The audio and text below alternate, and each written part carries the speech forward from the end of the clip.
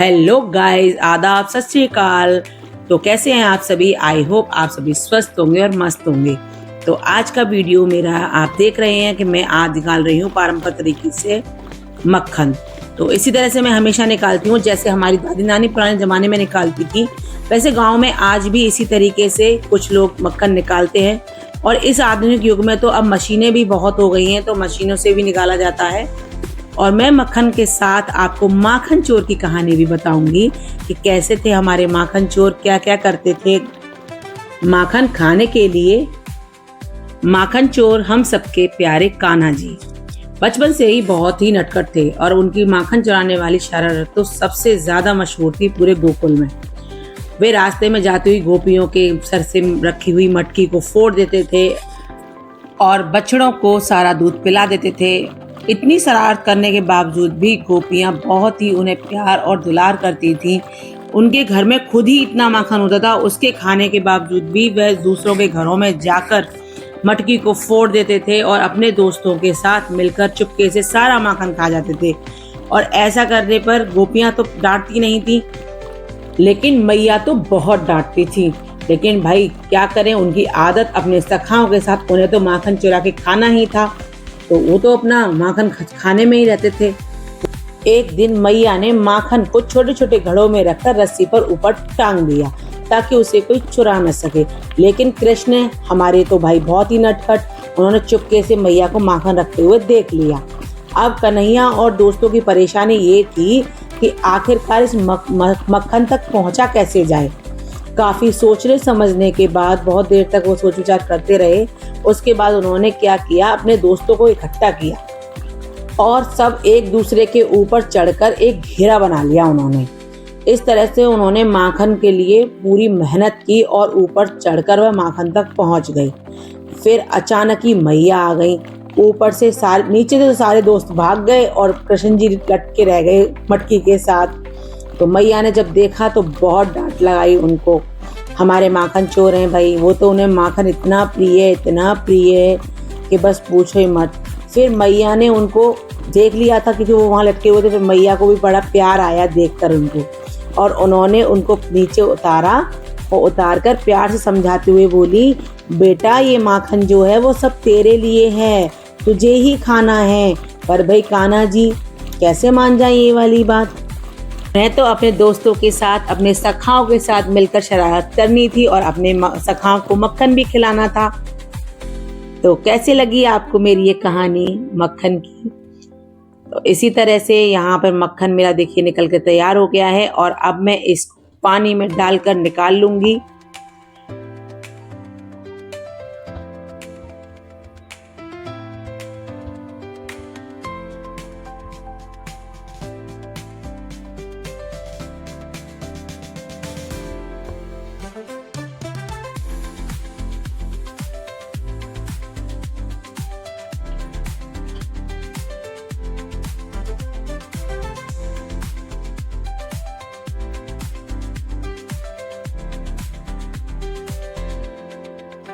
तो देखिए यहाँ पर मैं मक्खन मट्ठे में से निकाल कर और पानी में धोकर निकाल कर कढ़ाई में रखूंगी, क्योंकि ऐसा करने से ये होता है कि इसका जो एक्स्ट्रा जो मट्ठा होता है ना वो निकल जाता है अच्छे से और ये साफ हो जाता है। हमारा घी बनने को तैयार है।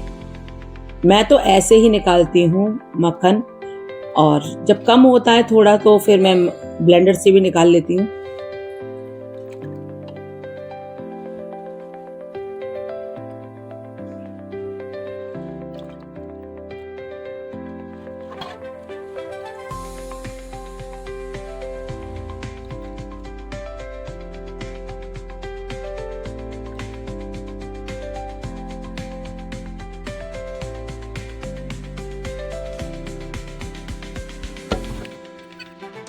तो इसी तरह से मैंने पूरा मक्खन निकाल लिया और कढ़ाई में रख लिया है। अब हम इसको रखेंगे गैस पर और बनाएंगे घी। घर का घी तो बहुत ही अच्छा होता है, मार्केट का घी तो बिल्कुल अच्छा नहीं लगता। मेरी तो पूरी फैमिली में कोई नहीं खाता, मैं तो ऐसे ही निकालती हूँ घी।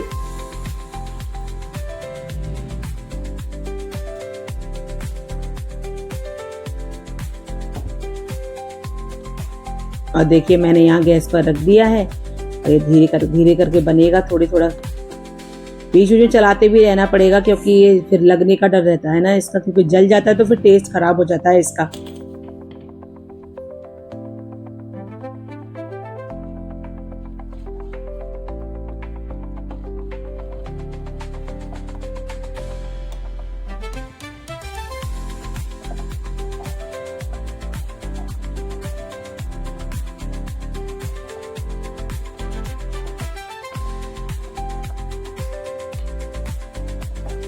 तो देखिए ये घी में हमारा चल रहा है। और देखिए जब मैं ये घी कर रही थी तभी आ रही थी बाहर से बंदरों के चिल्लाने की आवाज़, यानी कि सारे बंदर इकट्ठे हो गए थे और वो लड़ रहे थे।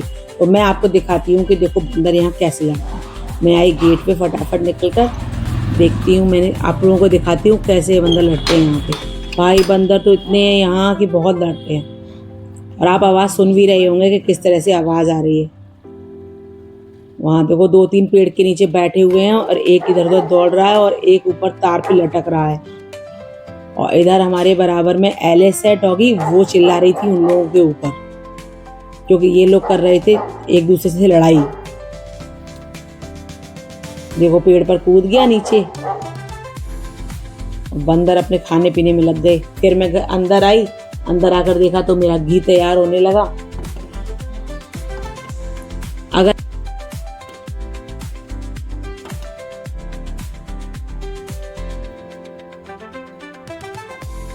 अगर आप मेरे चैनल पर न्यू हैं तो मेरे चैनल को like, comment, share and subscribe और हाइप करना ना भूलें। तो यहाँ ऑलमोस्ट बस घी बनने ही वाला है, बस 2-1 मिनट ही लगेगी ये बनने के लिए। और आप देख रहे हैं कि मैंने मक्खन निकाला, मक्खन के बाद फिर घी बनाया।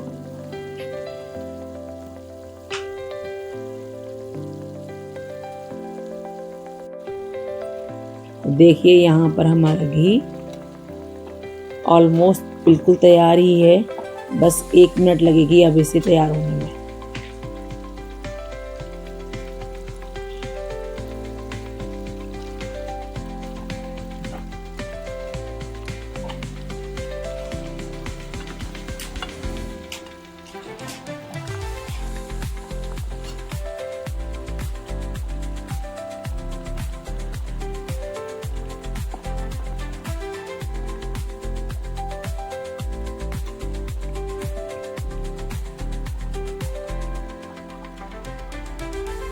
तो देखिए घी यहाँ पर बिल्कुल पूरी तरह से तैयार हो चुका है और मैंने इसे गैस से नीचे उतार भी दिया है और आप देख सकते हैं कितना अच्छे से बना है।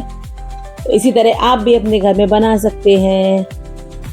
Thanks for watching. मिलते हैं नेक्स्ट ब्लॉग में। Bye bye.